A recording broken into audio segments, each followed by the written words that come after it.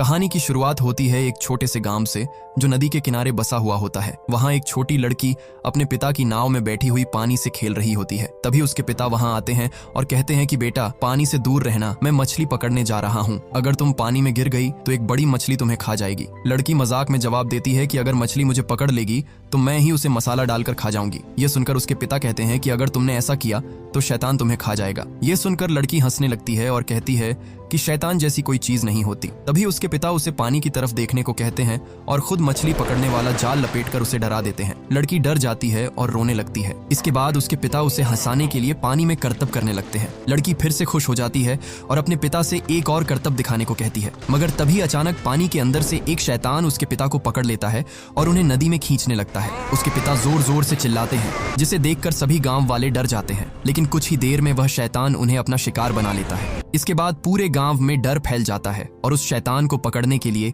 एक मोंक को बुलाया जाता है। मोंक अपनी शक्तियों का इस्तेमाल करते हुए पानी में एक बम फेंकता है जिससे जोरदार धमाका होता है और एक बड़ी मंटा मछली मरकर पानी के ऊपर आ जाती है। इसके बाद मोंक गांव वालों को यकीन दिलाता है कि उसने शैतान को मार दिया है। सभी लोग उस मोंक को पैसे और तोहफे देने लगते हैं। तभी वहां तांग नाम का एक लड़का आता है। तांग सभी गांव वालों से कहता है कि आप लोग गलत समझ रहे हैं, ये मंटा रे मछली किसी को नहीं मारती, ये बहुत मासूम होती है। गांव का एक आदमी उससे पूछता है कि तुम कौन हो। इस पर तांग जवाब देता है कि वह एक बौद्ध मोंक है और उसका काम शैतानों को पकड़ना है। वह कहता है कि आप लोग उसे डेमन हंटर भी कह सकते हैं। यह सुनकर वहां खड़ा मोंक गुस्सा हो जाता है क्योंकि गांव वाले तांग की बातों पर ध्यान देने लगते हैं। इसलिए वह तांग को झूठा और धोखेबाज बताकर लोगों को उसके खिलाफ भड़का देता है। सभी गांव वाले गुस्से में आकर तांग को मारने लगते हैं और उसे रस्सी से बांधकर लटका देते हैं। इसके बाद वह मोंक सभी से कहता है कि उसने शैतान को मार दिया है और अब सभी लोग आराम से नदी में जा सकते हैं। यह सुनकर गांव वाले बहुत खुश हो जाते हैं और नदी में उतरकर नहाने और खेलने लगते हैं। मगर तभी तांग को दूर से कुछ अजीब दिखाई देता है। वह जोर से चिल्लाकर सभी को नदी से बाहर निकलने के लिए कहता है, लेकिन कोई उसकी बात नहीं सुनता। तभी अचानक वही शैतान वापस आ जाता है और एक लड़की को पकड़कर पानी के अंदर खींच लेता है। यह देखकर सभी गांव वाले घबरा जाते हैं और जल्दी जल्दी नदी से बाहर निकलने लगते हैं। एक आदमी उस मोंक से कहता है कि तुमने हमसे झूठ बोला, लेकिन वह उन्हें शांत रहने के लिए कहता है। तभी शैतान अपनी लंबी जीभ से एक और आदमी को पकड़ लेता है और उसे भी मार देता है। अब गांव में पूरी तरह से अफरा तफरी मच जाती है। सभी लोग डर कर भागने लगते हैं। तभी एक औरत अपनी बेटी को ढूंढने लगती है, लेकिन बाकी लोग उसे खींचकर सुरक्षित जगह ले जाने लगते हैं। गांव का सरपंच उस मोंक को पकड़कर उससे अपने पैसे वापस मांगता है और कहता है कि तुमने कहा था कि शैतान मर चुका है। लेकिन मोंक फिर से झूठ बोलता है और कहता है कि अब एक नया शैतान आ गया है। मगर तभी वह शैतान सरपंच को भी अपना शिकार बना लेता है। ये देखकर वह मोंक खुद भी डर जाता है और वहां से भाग जाता है। तभी तांग सभी लोगों से कहता है कि भागो मत, जहां हो वहीं रुक जाओ और नीचे लेट जाओ ताकि शैतान को लगे कि सब मर चुके हैं। कुछ देर बाद वहां सन्नाटा छा जाता है और शैतान पानी में घूमता रहता है। मगर तभी जेन नाम की एक औरत अपनी बेटी को आवाज देती है जिससे वह बच्ची भागने लगती है। यह देखकर शैतान उस पर हमला करता है और उसे नदी की तरफ खींचने लगता है। जेन अपनी बेटी को बचाने के लिए दौड़ती है और उसके साथ कुछ गांव वाले भी आ जाते हैं। वे सब मिलकर बच्ची को छुड़ाने की कोशिश करते हैं, लेकिन वे सफल नहीं हो पाते और शैतान उसे अपना शिकार बना लेता है। यह देखकर तांग किसी तरह अपनी रस्सी खोलकर खुद को आजाद कर लेता है। उधर जेन अपनी बेटी का बदला लेने के लिए नदी में कूद जाती है। जैसे ही वह पानी में पहुंचती है, शैतान उसके सामने आ जाता है। जेन उससे कहती है कि मुझे मेरी बेटी वापस दे दो, लेकिन शैतान उसे भी मार देता है। इसके बाद शैतान गुस्से में पुल के खंभों को तोड़ने लगता है जिससे कई गांव वाले नीचे गिर जाते हैं। उसी दौरान एक छोटा बच्चा भी नदी में गिरने लगता है। तभी शैतान अपनी पूंछ से पुल पर जोरदार वार करता है जिससे वह बच्चा नीचे गिर जाता है। शैतान उस बच्चे को पकड़ने ही वाला होता है, लेकिन तभी तांग उसे बचा लेता है। तांग जल्दी से पास में लगे पानी भरने वाले झूले पर चढ़ जाता है और ऊपर पहुंचकर उस बच्चे को सुरक्षित कर देता है। मगर तभी शैतान पुल के बाकी खंभों को भी तोड़ देता है जिससे तांग नीचे गिर जाता है और शैतान उस पर हमला करने लगता है। तांग किसी तरह वहां से बचकर निकल जाता है और शैतान लकड़ी के एक बड़े ब्लॉक पर गिर जाता है। शैतान वापस नदी में जाने की कोशिश करता है, लेकिन वह फंस जाता है और बाहर नहीं जा पाता। तभी तांग मोंक से कहता है कि उसे इस शैतान को पकड़ने के लिए उसकी मदद चाहिए। इसके बाद दोनों मिलकर उस लकड़ी के ब्लॉक पर कूदते हैं ताकि वे शैतान को उछालकर किनारे तक ला सकें, लेकिन शैतान का वजन बहुत ज्यादा होता है, इसलिए वे ऐसा नहीं कर पाते और दूर जाकर गिर जाते हैं। यह देखकर गांव वाले भी वैसा ही करने लगते हैं, लेकिन वे भी शैतान को संभाल नहीं पाते और नाकाम हो जाते हैं। तभी वहां एक मोटी औरत बाहर आती है जिसके आते ही जमीन हिलने लगती है। जैसे ही वह उस लकड़ी के ब्लॉक पर कूदती है, शैतान जोर से नीचे गिर जाता है और उसके नीचे मोंक भी दब जाता है। इसके बाद वह शैतान अपने इंसानी रूप में आ जाता है ये देखकर गांव वाले उस पर हमला करने की बात करते हैं, लेकिन तांग सभी को रोक देता है और कहता है कि उसे इस शैतान को पकड़ने का मौका दिया जाए क्योंकि वह इसमें माहिर है। तांग अपना सामान नीचे रखता है और अपने गुरु की दी हुई नर्सरी राइम की किताब निकालता है। वह किताब में लिखा हुआ गीत गाकर उस शैतान को काबू करने की कोशिश करता है, लेकिन शैतान को गुस्सा आ जाता है और वह तांग पर हमला करने लगता है। तभी वहां एक लड़की आती है जिसका नाम डान होता है। वह आते ही उस शैतान को बुरी तरह मारती है और अपने कपड़े की मदद से उसे पकड़ लेती है, जिससे वह शैतान एक छोटी कठपुतली में बदल जाता है। इसके बाद डान तांग के पास आती है और उससे पूछती है कि क्या वह भी शैतानों का शिकार करता है। तांग जवाब देता है कि हाँ, वह भी एक डेमन हंटर है। वह अपनी किताब दिखाते हुए कहता है कि उसके मास्टर का मानना है कि उसमें एक खास हुनर है। यह सुनकर डान उसका मजाक उड़ाती है और अपने कड़े की ताकत दिखाती है। गांव वाले डान का शुक्रिया अदा करते हैं, लेकिन तांग उदास हो जाता है क्योंकि वह किसी को बचा नहीं पाया था। इसके बाद तांग अपने मास्टर के पास जाता है और कहता है कि वह फिर से नाकाम हो गया। तब उसके मास्टर उसे बताते हैं कि आज जिस शैतान से उसका सामना हुआ, एक समय वह शैतान बहुत ही नेक दिल इंसान था। एक दिन वह नदी के किनारे एक बच्चे की जान बचा रहा था, लेकिन गांव वालों को गलतफहमी हो गई और उन्हें लगा कि वह उस बच्चे को किडनैप करने आया है। इसलिए उन्होंने मिलकर उसे मार दिया और उसकी लाश नदी में फेंक दी। इसी वजह से उसके मन में गांव वालों के लिए बहुत गुस्सा भर गया और उसकी रूह एक शैतान में बदल गई। तभी से वह वापस आकर गांव वालों से बदला ले रहा है। यह सुनकर तांग अपने मास्टर से पूछता है कि क्या इन नर्सरी राइम में सच में इतनी ताकत होती है कि वे किसी शैतान को फिर से नेक दिल बना सकें। इस पर उसके मास्टर उसे समझाते हैं, एक सच्चा इंसान उसे अच्छा बनाने की कोशिश करता है और उसके स्वभाव को बदलने की कोशिश करता है। उसके मास्टर कहते हैं कि तुमने कोई गलती नहीं की। जब तुम्हें पूरी समझ आ जाएगी तब तुम खुद जान जाओगे कि इन नर्सरी राइम में कितनी ताकत है। इसके बाद वह तांग को वहां से आगे बढ़ने के लिए भेज देते हैं। इसके बाद हमें एक कपल दिखाया जाता है जो एक रेस्टोरेंट में पहुंचते हैं। वह जगह पूरी तरह से खाली होती है, जिसे देखकर वे हैरान हो जाते हैं। तभी वहां एक वेटर आता है और उनका स्वागत करता है। वह उन्हें बैठाकर खाना परोसने लगता है। वेटर उनसे पूछता है कि खाना कैसा है। दोनों कहते हैं कि खाना बहुत स्वादिष्ट है और पूछते हैं कि क्या यह आपने बनाया है। इस पर वेटर कहता है कि यह खाना उनके उस्ताद ने बनाया है, जो बहुत ही लाजवाब खाना बनाते हैं।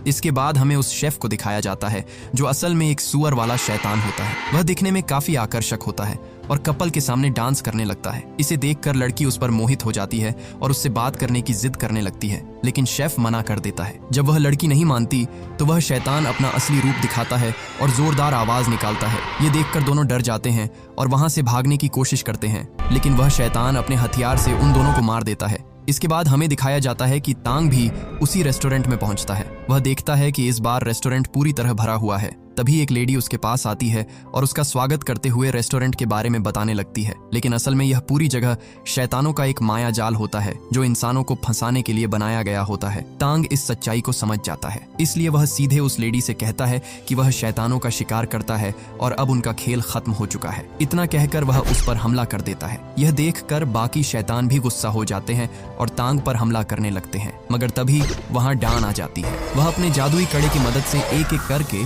सभी शैतानों को खत्म कर देती है, लेकिन उसे पता होता है कि असली खतरा अभी भी बाकी है क्योंकि वहां पिग डेमन छिपा हुआ होता है। इसलिए वह जोर से कहती है कि अगर हिम्मत है तो सामने आओ। तभी पिग डेमन बाहर आता है और डान से लड़ने लगता है। वह बहुत ताकतवर होता है, लेकिन डान हार नहीं मानती और अपने कड़े से उस पर लगातार हमला करती रहती है। इससे वह धीरे धीरे अपने असली रूप में आने लगता है। पिग डेमन अपने हथियार से डान पर वार करता है, लेकिन वह अपने कड़े से खुद को बचा लेती है, जिससे उसका हथियार जमीन में धंस जाता है। मौका देखकर डान अपने कड़े को उसके गले में फंसा देती है और पीछे से उसे पकड़ लेती है। इसके बाद वह तांग से कहती है कि इस शैतान की सारी बुराई इसके गले में है, इसलिए तुम्हें इसे बाहर निकालना होगा। तांग जब उसका भयानक चेहरा देखता है तो उसे बहुत घिन आती है, लेकिन फिर भी वह हिम्मत करके उसकी बुराई को अपने मुंह में खींच लेता है। इससे तांग को बहुत दर्द होता है, इसलिए डान तुरंत उसके मुंह से उस बुराई को निकालकर अपने कपड़े में बांध लेती है। लेकिन पिग डेमन बहुत ताकतवर होता है और वह उस कपड़े को फाड़ देता है। ये देखकर तांग और डान वहां से भाग जाते हैं और किसी तरह एक सुरक्षित जगह पर पहुंचते हैं।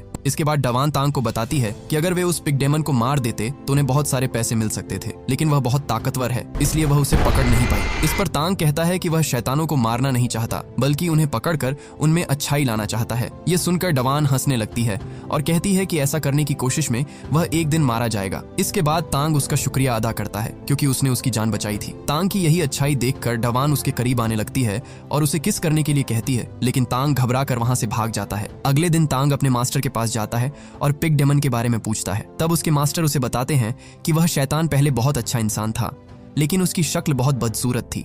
फिर भी वह अपनी पत्नी से बहुत प्यार करता था, लेकिन उसकी पत्नी ने उसे धोखा दिया और अपने पड़ोसी के साथ मिलकर उसे मार डाला। इसी वजह से वह एक खतरनाक शैतान बन गया। ये सुनकर तांग कहता है कि वह इतने ताकतवर शैतान को नहीं पकड़ पाएगा। तब उसके मास्टर उसे समझाते हैं कि अगर उसे उस शैतान को हराना है तो उसे उससे भी ज्यादा ताकतवर किसी की मदद लेनी होगी। इसके बाद मास्टर उसे मंकी किंग के बारे में बताते हैं, जिसे बुद्धा ने 500 सालों से एक पहाड़ के अंदर कैद कर रखा है। यह सुनकर तांग हैरान हो जाता है और कहता है कि यह तो सिर्फ एक कहानी है, क्योंकि किसी ने भी मंकी किंग को नहीं देखा। तब मास्टर कहते हैं कि यह सच है और अगर उसे मंकी किंग को ढूंढना है तो उसे पुरानी घाटी में जाना होगा। वहां एक मंदिर है जहां उसे बुद्धा की एक विशाल मूर्ति दिखाई देगी और वहीं उसे मंकी किंग मिलेगा। लेकिन मास्टर उसे चेतावनी देते हैं कि मंकी किंग को समझाना बहुत मुश्किल है, इसलिए उसे हार नहीं माननी चाहिए और अपने दिमाग से नर्सरी राइम का सही इस्तेमाल करना चाहिए। इसके बाद तांग मंकी किंग को ढूंढने के लिए निकल पड़ता है, मगर रास्ते में वह कुछ शैतान शिकारी लोगों के जाल में फंस जाता है। तांग देखता है कि उन्होंने कई लोगों को बंदी बनाकर रखा हुआ है। तांग देखता है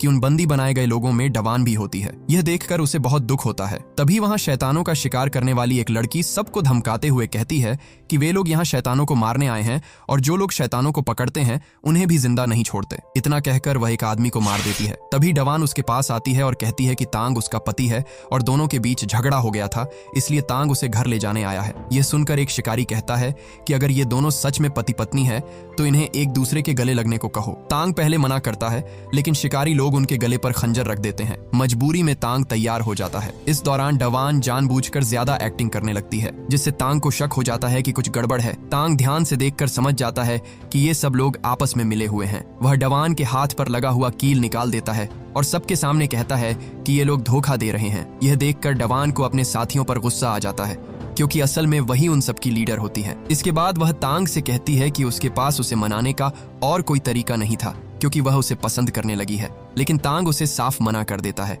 और कहता है कि वह सिर्फ एक साधारण शिकारी है और उसका एक लक्ष्य है, इसलिए वह उससे प्यार नहीं कर सकता। ये कहकर तांग वहां से जाने लगता है, लेकिन डवान के साथी उसे पकड़ लेते हैं। इसके बाद डवान उसे एक पिंजरे में बंद कर देती है। डवान अपने साथियों से कहती है कि उसे समझ नहीं आता कि तांग उसे क्यों पसंद नहीं करता। तब उसकी एक साथी कहती है कि वह इसमें उसकी मदद कर सकती है। वह एक पेपर डॉल निकालती है और कहती है कि इसे डवान की पीठ पर चिपका दिया जाएगा, जिससे डवान वही करेगी जो वह खुद करेगी। मगर बाहर डवान के साथी आपस में लड़ने लगते हैं। इसी बीच पेपर डॉल की वजह से डवान उस लड़की के कंट्रोल में आ जाती है और वह भी तांग को मारने लगती है। लेकिन थोड़ी देर बाद जब उसे होश आता है तो उसे अपनी गलती का एहसास होता है और वह वहां से भाग जाती है। उधर वह पेपर डॉल तांग के ऊपर लग जाती है, जिससे अब वह भी उसी लड़की की तरह हरकतें करने लगता है। डवान के आदमी उसे बहुत मारते हैं, लेकिन तांग किसी तरह वहां से निकल जाता है। तभी डवान सभी को शांत रहने के लिए कहती है, क्योंकि उसके जाल में एक शैतान फंस चुका होता है। इसके बाद सभी लोग मिलकर उस शैतान को पकड़ने की कोशिश करते हैं और अपनी रस्सियों का घेरा घुमाते हैं, लेकिन वह शैतान बहुत ताकतवर होता है, जिससे उनका जाल टूट जाता है और सभी लोग नीचे गिर जाते हैं। तभी उन्हें पता चलता है कि वह शैतान और कोई नहीं बल्कि पिग डेमन है। ये देखकर सभी लोग डर जाते हैं और अपने रथ में बैठकर वहां से भागने लगते हैं। लेकिन तभी डवान को समझ आता है कि पिग डेमन उनके पीछे नहीं बल्कि आगे रास्ते में खड़ा है, इसलिए वह तुरंत तांग को रथ से बाहर फेंक देती है और अपने रथ से पिग डेमन को टक्कर मार देती है। मगर पिग डेमन बहुत ताकतवर होता है, वह उनके रथ को तोड़ देता है और सभी लोग दूर जाकर गिर जाते हैं। इस दौरान डवान काफी बुरी तरह घायल हो जाती है। तांग को लगता है कि डवान मर गई है। वह रोते हुए कहता है कि तुम मुझे छोड़कर नहीं जा सकती। तभी डवान उठ जाती है और यह देखकर खुश हो जाती है कि तांग उसके लिए परेशान हो रहा है। दोनों एक दूसरे को गले लगा लेते हैं, मगर तभी पिग डेमन फिर से उनके पास आ जाता है। तभी वहां एक टाइगर समुराई पहुंचता है और पिग डेमन से लड़ने लगता है। दोनों के बीच जोरदार लड़ाई होती है, लेकिन समुराई आसानी से पिग डेमन को पीछे हटा देता है। इसके बाद पिग डेमन वहां से भाग जाता है और समुराई उसका पीछा करने लगता है। लेकिन रास्ते में उसका सामना एक और समुराई से होता है, जिसका नाम एलमाइटी फुट होता है। उसकी ताकत उसके पैरों में होती है और फिर दोनों के बीच लड़ाई शुरू हो जाती है। मगर लड़ते लड़ते दोनों अचानक रुक जाते हैं, क्योंकि उनके बीच हवा में एक तलवार आकर गिरती है। वे देखते हैं कि वह तलवार फेंकने वाला और कोई नहीं बल्कि प्रिंस इंपॉर्टेंट होता है, जो तलवारबाजी में बहुत माहिर होता है। अब ये तीनों ही किसी भी तरह पिग डेमन को पकड़ना चाहते हैं, लेकिन साथ मिलकर नहीं बल्कि अलग अलग, क्योंकि जो उसे पकड़ेगा वही सबसे बड़ा शिकारी कहलाएगा। इसी बात पर वे आपस में बहस करने लगते हैं। तभी तांग उन्हें समझाता है कि तुम तीनों में अलग अलग तरह की ताकत है, इसलिए अगर तुम सब मिलकर लड़ो तो पिग डेमन को आसानी से हरा सकते हो। वह उन्हें यह भी बताता है कि पूर्णिमा की रात को वह और भी ज्यादा ताकतवर हो जाएगा, लेकिन वे लोग उसकी बात नहीं मानते और उसे भिखारी कहकर उसका मजाक उड़ाते हैं। ये देखकर तांग वहां से अपने सफर पर निकल जाता है। डवान उससे कहती है कि वह भी उसके साथ चलेगी, लेकिन तांग उसे मना कर देता है और कहता है कि वह उसकी वजह से अपने रास्ते से भटक रहा है। वह साफ कह देता है कि वह उससे प्यार नहीं कर सकता और उसे अपनी नर्सरी राइम की किताब वापस चाहिए। यह सुनकर डवान गुस्से में किताब फाड़ देती है और तांग को मारते हुए कहती है कि अगर आज वह नहीं होती तो वह जिंदा भी नहीं होता। इसके बाद तांग वहां से चला जाता है और डवान भी अपने साथियों से कहती है कि उसे अकेला छोड़ दें। इसके बाद तांग मंकी किंग को ढूंढने के लिए निकल पड़ता है। कई दिनों की यात्रा के बाद वह एक पहाड़ी मंदिर तक पहुंचता है, लेकिन वहां उसे बुद्धा की मूर्ति दिखाई नहीं देती। वह पास में रखे एक बर्तन में अपना मुंह धोता है, तभी उसे उसमें कुछ लिखा हुआ नजर आता है कि आईने में छिपे हुए प्रतिबिंब को पहचानो। यह पढ़कर वह ध्यान से देखता है तो उसे पानी में बुद्धा की एक विशाल मूर्ति का प्रतिबिंब दिखाई देता है जो आधी छिपी हुई होती है। इसके बाद वह पहाड़ पार करके उस मूर्ति तक पहुंच जाता है जहां उसे अंदर जाने का एक रास्ता मिलता है जो फूलों के नीचे छिपा हुआ होता है। तांग उस गुफा के अंदर जाता है, लेकिन तभी वहां एक अजीब सा आदमी आता है जो पागलों जैसी हरकतें कर रहा होता है। तांग उससे डरते हुए कहता है कि वह मंकी किंग को ढूंढने आया है। तब वह आदमी मुस्कुराते हुए कहता है कि वही मंकी किंग है। वह तांग को देखकर खुश होता है और उसे अपनी कहानी सुनाने लगता है। वह बताता है कि 500 साल पहले वह बहुत शरारती और घमंडी था और उसने बुद्धा की बात नहीं मानी, इसलिए बुद्धा ने उसे यहाँ कैद कर दिया। यह सुनकर तांग उससे कहता है कि वह यहाँ पिग डेमन को अच्छा बनाने का तरीका सीखने आया है। तब मंकी किंग कहता है कि उस शैतान को काबू करने का सिर्फ एक ही तरीका है। इसके बाद वह तांग को बुद्धा की सील दिखाता है जिसकी वजह से वह इतने सालों से कैद था। वह कहता है कि इसी सील की मदद से पिग डेमन को भी बदला जा सकता है, लेकिन तांग समझ जाता है कि मंकी किंग असल में इस सील से आजाद होना चाहता है, इसलिए वह उसकी बात मानने से इनकार कर देता है। यह सुनकर मंकी किंग गुस्से में आ जाता है और कहता है कि वह तो उसे एक तोहफा देना चाहता था, लेकिन तांग ने उसे ठुकरा दिया। इसके बाद वह खुद ही उस सील को हटाने की कोशिश करता है, लेकिन उसे जोर का झटका लगता है और वह बाहर नहीं निकल पाता। दर्द में तड़पते हुए वह बुद्धा से कहता है कि उसने 500 साल यहाँ काट दिए हैं और अब वह सच में बदल चुका है, इसलिए उसे आजाद कर दिया जाए। तभी तांग उसे समझाता है कि अगर उसने सच में अच्छे काम किए होते और बुद्धा पर विश्वास किया होता तो उसे पहले ही आजादी मिल जाती, इसलिए अब उसे उसकी मदद करनी चाहिए क्योंकि पिग डेमन बहुत से लोगों की जान ले चुका है। आखिरकार मंकी किंग उसकी बात मान जाता है और कहता है कि पिग डेमन को यहाँ लाने के लिए उसे धोखे से बुलाना होगा। वह बताता है कि उसकी पत्नी ने उसे धोखा दिया था, लेकिन वह आज भी उससे प्यार करता है, इसलिए अगर उसे लगे कि उसकी पत्नी वापस आ गई है तो वह जरूर यहाँ आएगा। तभी वहाँ डवान भी पहुंच जाती है जो चुपचाप तांग का पीछा करते हुए वहां तक आ गई थी। इसके बाद डवान पिग डेमन को अपनी तरफ आकर्षित करने के लिए डांस करने लगती है। पिग डेमन उसे देखकर बाहर आता है और तांग पर हमला कर देता है, लेकिन डवान उसे बचा लेती है। तभी मंकी किंग मौके का फायदा उठाकर पिग डेमन को अपनी गुफा के अंदर खींच लेता है और उसे एक छोटे से पिग में बदल देता है। इसके बाद डवान उस पिग डेमन को एक कठपुतली में बदल देती है और तांग को दे देती है। साथ ही वह नदी वाले शैतान की कठपुतली भी उसे दे देती है ताकि तांग उन्हें अच्छा बना सके। इसके बाद डवान तांग से कहती है कि वह उससे शादी करना चाहती है। यह कहकर वह अपने जादुई कड़े को एक रिंग में बदलकर तांग की उंगली में पहना देती है। तांग यह देखकर हैरान हो जाता है और उस रिंग को निकालने की कोशिश करता है, लेकिन वह रिंग उसकी उंगली से निकलती ही नहीं। तांग डवान से कहता है कि वह उससे प्यार नहीं करता और अगर यह रिंग उसकी उंगली से नहीं निकली तो वह अपनी उंगली ही काट देगा। यह सुनकर डवान का दिल टूट जाता है। वह खुद ही वह रिंग निकाल देती है और कहती है कि आज के बाद वह उसे कभी परेशान नहीं करेगी। इसके बाद वह तांग को उसकी नर्सरी राइम वाली किताब देती है जिसे उसने जोड़कर ठीक कर दिया था, लेकिन तांग उस किताब को लेने से भी मना कर देता है। यह देखकर डवान चुपचाप वहां से चली जाती है। तांग भी मंकी किंग का शुक्रिया अदा करता है और वहां से निकल जाता है, लेकिन जैसे ही वह गुफा से बाहर आता है उसे डवान की याद आने लगती है और वह वहीं बैठ जाता है। तभी अंदर मंकी किंग कहता है कि आज चांदनी रात है, लेकिन वह इसे देख नहीं सकता कर वह वहां लगे एक कमल के फूल को तोड़ देता है। जैसे ही वह फूल टूटता है आसपास के सारे फूल राख बन जाते हैं और उसी के साथ मंकी किंग आजाद हो जाता है। दरअसल वही फूल उसकी कैद की असली वजह थे और आज पूर्णिमा की रात थी। आजाद होते ही मंकी किंग तुरंत तांग पर हमला कर देता है और कहता है कि अब वह आजाद है, लेकिन तांग बिना डरे कहता है कि ज्यादा खुश होने की जरूरत नहीं है क्योंकि बुद्धा अभी भी यहीं है। यह कहकर वह हाथ जोड़ लेता है। यह देखकर मंकी किंग गुस्से में आ जाता है और तांग के सिर के बाल खींच कर निकाल देता है। तांग दर्द में होता है, लेकिन फिर भी वह हार नहीं मानता और बुद्धा पर अपना विश्वास बनाए रखता है। तभी वहां वे समुराई भी पहुंच जाते हैं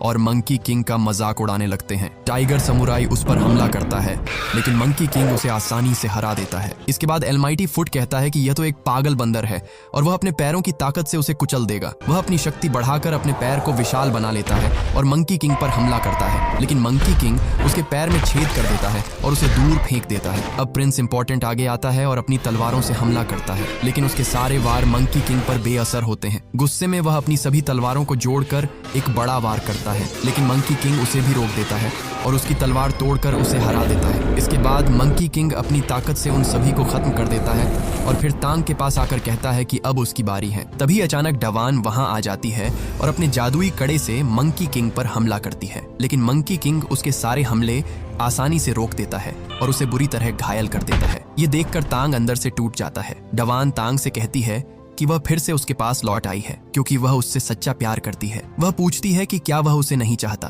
तांग भावुक होकर कहता है कि जब से उसने उसे देखा है तभी से वह उसके लिए पागल है और वह हमेशा उसे चाहता रहेगा। यह सुनकर डवान मुस्कुराती है, लेकिन वह जानती है कि अब वह ज्यादा देर तक उसके साथ नहीं रह पाएगी, इसलिए वह तांग से कहती है कि उसे आखिरी बार अपने गले लगा ले। तांग रोते हुए उसे गले लगा लेता है और उसके जादुई कड़े को अपनी उंगली में पहन लेता है, लेकिन तभी मंकी किंग डवान को हवा में उठाकर इतनी जोर से फेंकता है कि वह हमेशा के लिए खत्म हो जाती है। ये देखकर तांग पूरी तरह टूट जाता है। मंकी किंग हंसते हुए कहता है कि जिस लड़की से वह प्यार करता था उसे उसने खत्म कर दिया, अब उसका बुद्धा क्या कर सकता है। तभी तांग अपनी नर्सरी राइम की किताब पढ़ने लगता है, लेकिन वह देखता है कि जब डवान ने उस किताब को जोड़ा था तो वह गलती से बुद्धा के मंत्रों में बदल गई थी। जैसे ही तांग उन मंत्रों को पढ़ता है उसके चारों तरफ एक तेज रोशनी फैलने लगती है और अब मंकी किंग उसका कुछ भी नहीं बिगाड़ पाता। धीरे धीरे वहां एक विशाल बुद्धा की आकृति बनने लगती है। मंकी किंग गुस्से में उसे तोड़ने की कोशिश करता है, लेकिन तभी असली बुद्धा प्रकट हो जाते हैं। बुद्धा अपने विशाल हाथ से मंकी किंग को दबाने लगते हैं। मंकी किंग अपने असली ताकतवर रूप में आकर उन्हें रोकने की कोशिश करता है, लेकिन वह असफल हो जाता है और अंत में बुद्धा के हाथ के नीचे दब जाता है।